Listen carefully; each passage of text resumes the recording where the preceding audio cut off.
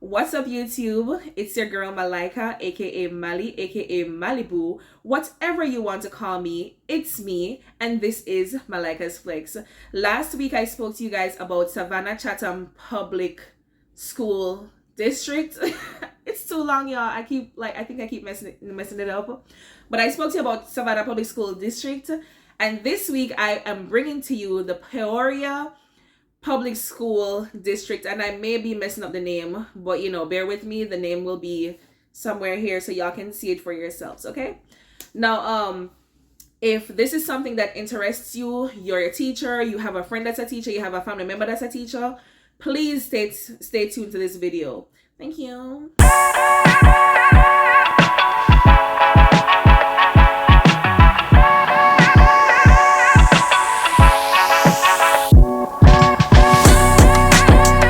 Now, guys, I want to say that I really want you guys to subscribe. Like the video, please. Subscribe, like the video. I have been doing my research, as a matter of fact, to get this information to you today. I ensured to call the district. I had actually called before, and I want to shout out that subscriber who a few weeks ago mentioned in the comment section that Peoria Public Schools was also hiring. I did not want to put out the information without, being correct about it. And so I tried to reach out before. I did not get through. And today I called again and I was able to speak to Mr. Roweather. He allowed me to, he gave me the permission to say his name and give his contact in this video. So I'll be doing that a little bit later on. But yeah, I was able to speak to Mr. Roweather, whom is the HR recruiter for that public school district. And with speaking to him, my main concern with speaking to him was that I was looking on the website, but I realized that only 4 countries were listed. And I wanted to be sure that other countries or other nationalities had the liberty to apply as well. I didn't want you guys to waste your time apply when they really weren't interested in, people from other countries other than what was listed on their website.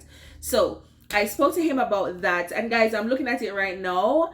And I am just so pleased to see that since I had that conversation with Mr. Roweather, they updated the list of countries and they added Jamaica, they added Nigeria. He was explaining to me that the countries that are there, it's just the countries that they've worked with before. So it's not to say that if you don't see your country, you can't apply. Say if you're from India, if you're from Haiti, wherever it is that you are from, once you are qualified, once you are experienced, please do not shy away from applying to this public school district. Mr. Roweather sounded very excited and ready to receive your applications.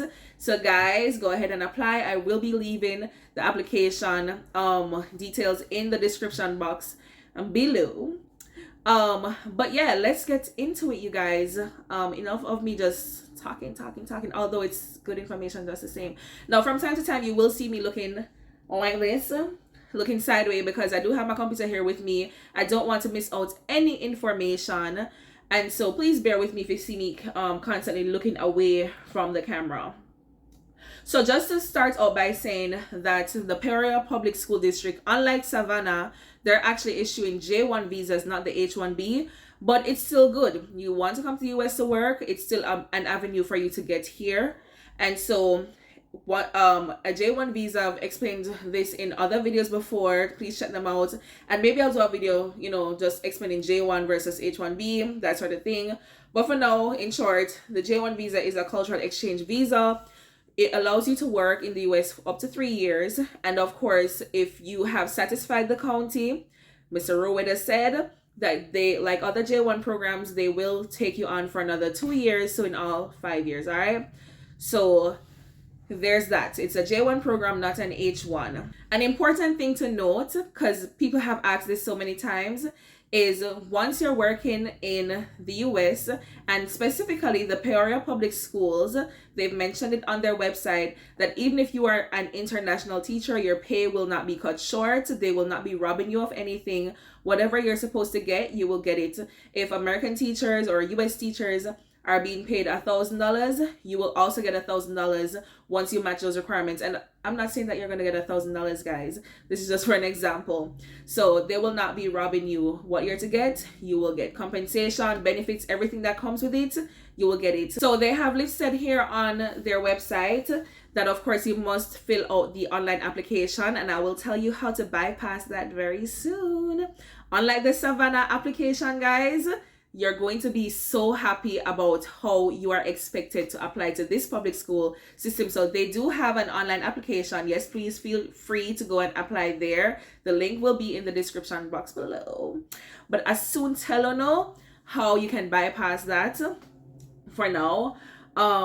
So there's an online application.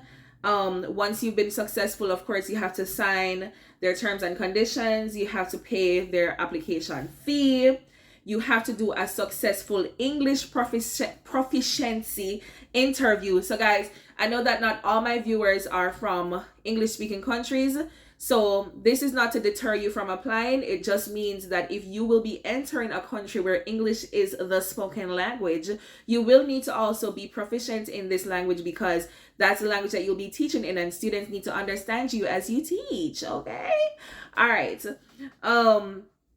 And of course, you submit all the documents that are required. After you've applied, they will, further guide you through whatever other documents you need to complete. I'm going to go ahead and assume, I forgot to ask Mr. Roweather, but I'm going to assume based on the other programs, every other program requires you to, evaluate your transcripts. And of course, I've done a video on that. Also will be in the description box below. It's just to show that you have the same credentials as any other US citizen, and that will also, play a role in you getting the pay that you're also supposed to get. Like, yes. Yeah. So let's look at some of the program fees. Once again, guys, I know I keep looking off the camera, but bear with me. Just listen to my voice. So yeah, so these are the fees that are included in this. I don't want to call it a program for this public school system. All right, so for them to help you to get a visa, you will have to pay $3,000, which includes a non-refundable deposit of $1,000. So that means whether you are successful with your visa application or not, you will not be getting back that $1,000. And there's also an application fee of $500, non-refundable. So overall, you can say that $1,500 will not be refundable. Now, I think once you're not a criminal, from what I know, once you're going for a J1 visa application, for a J1 visa at the embassy, I really don't know of anyone who's ever been denied. So I guess you don't have to worry about this. I mean, everybody's situation is different. You know your own situation. But for the most part, I doubt if you'll be denied your visa. Once again, you know your situation. Yeah, I don't work down by embassy. All right, so I see here where you also have to pay $1,500. This is all US dollars, you guys. Prior to traveling to the county. And this is for your training, your placement, mobilization, maybe I'm pronouncing that word incorrectly, your monitoring, and it's cultural adaptation. That's what that $1,500 is about. Let me say it again. Your training, placement, mobilization, monitoring, cultural adaptation cost. This is $1,500 to be paid before you enter the United States. So there's something that I'm looking at here that I really like. They're asking you guys also to pay $2,000 for your housing accommodation for 4 to 6 weeks. And this is before you get your Social Security. So guys, if you watched my video on how I ended up in the ghetto, living in a particular apartment complex that wasn't so safe, this could have avoided it. So they're basically saying that they will be, helping you to get accommodations before you get to Social Security, because remember, you can't really pick and choose where you live in some areas if you don't have your Social Security number. And so to help you with this process, they're saying, hey, give us $2,000. We'll help you with accommodations for 4 to 6 weeks.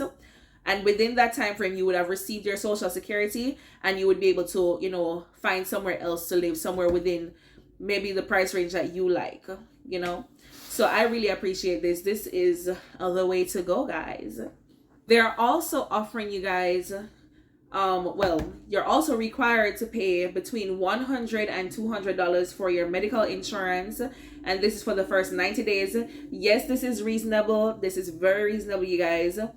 So this is for the first 90 days before you will be able to, go under the county's insurance coverage that's there for you all.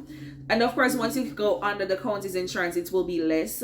But I think $100 to $200 monthly is definitely reasonable for, like a personal insurance plan before you get under the county's insurance plan. I think that's very reasonable. Now, if you want to extend your contract with this county on a yearly basis, you will be required to pay $1,000. So you've ended year one, you want to stay in the county, you'll pay $1,000 to enter year two. After year two, you pay $1,000 to enter year three. And this is paid by June 30th each year. I like how open they are with the fees, because what I've found with a lot of these programs, it feels as if, everything is so cheap. Guys, migrating is not cheap. Just letting you know, migrating is not cheap. So I love the fact that they've laid it all out on their website. I love it. All right, now if you have dependents that you would like to bring with you, that would be your spouse being somebody whom you are married to, not your boyfriend or your girlfriend. It has to be somebody that you're married to. So your spouse or your children, it will be $750 each, and this is a one-time application fee to get them into the United States. All right, and this is for every J1 program. You have to pay for your dependents to get here. Now, there are a few application processing fees. I don't know why I'm getting tongue-tied. All non-refundable. I've spoken about these in other videos. So there's a service fee. This is what you have to pay prior to going to the embassy. And of course, they'll guide you into all of that. But there's a service fee of $220. And the visa embassy money is, while applying, that is $160 US.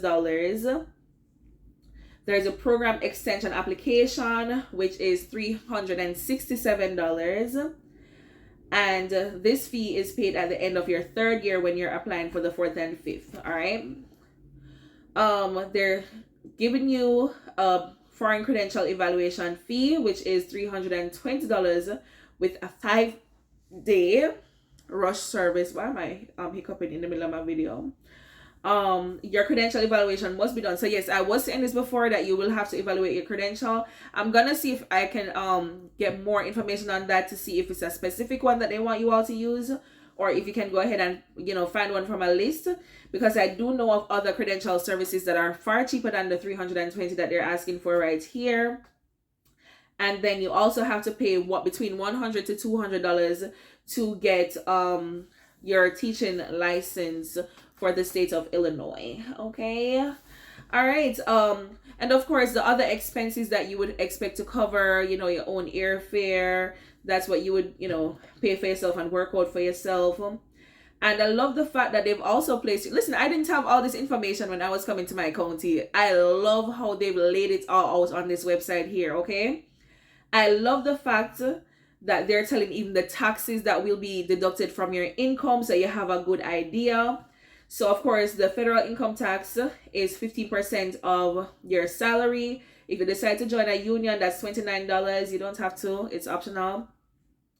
The FICA, not sure how that's pronounced, deductions, 7.6% of your salary. And then the district's insurance plan, which includes medical, dental, and vision, is between $50 to $225 bi-weekly. Which I think is actually I think it's reasonable, especially on the lower end, maybe if it's like an individual plan. All right.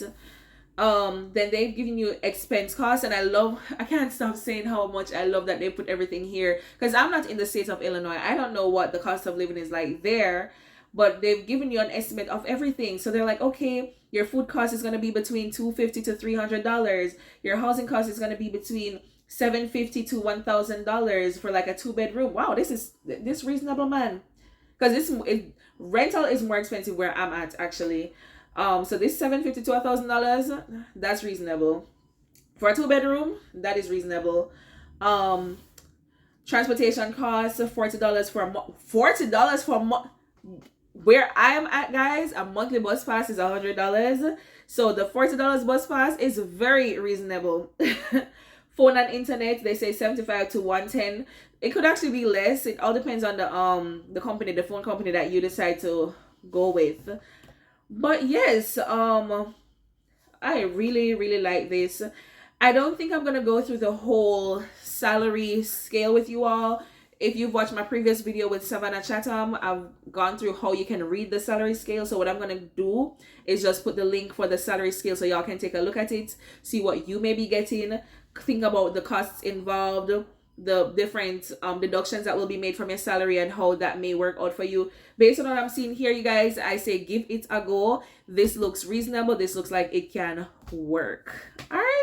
Okay, so I promised you guys an easier way of applying. So you all know when applying to these international school districts, these US school districts I should say, the application is so long and tedious. And I'm not saying that you won't perhaps have to apply eventually, but I mean, like, sometimes you want to know that your foot is through the door before you actually go through that whole long application process.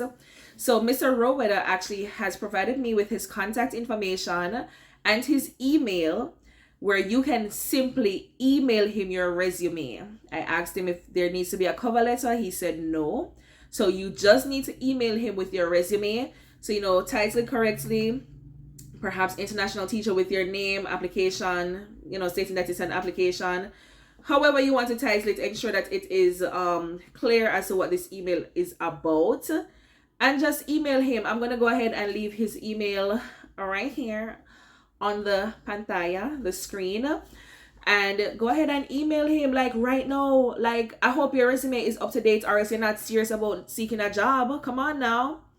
Email him with your resume and he'll get started with that. So he said you actually don't need to go through the long application that's there, but you can if you want to. I mean, why not double up? Why not email him and do the application at the same time? Because, we want to be seen. We want to make sure that these people see our applications. Guys, apply, apply, apply. Do not worry about the costs that you have heard. Trust and believe that it will work out. Everything is not paid at once. And this is just an overall cost when everything adds up and adds up. Okay, guys, migrating is not cheap. It is not cheap to migrate, but hey, I recommend. But right now, all you're doing is what? Sending your application in to Mr. Rowetta. Free through email. Just send your resumes, you guys. I can't say that enough. But anyway, if you appreciate the video, the information from this video, please go ahead and hit that like button. Remember to leave a comment if you have questions. Remember to share the video and remember to subscribe if you have not yet subscribed. This is your girl, Malika, aka Mali, aka Malibu.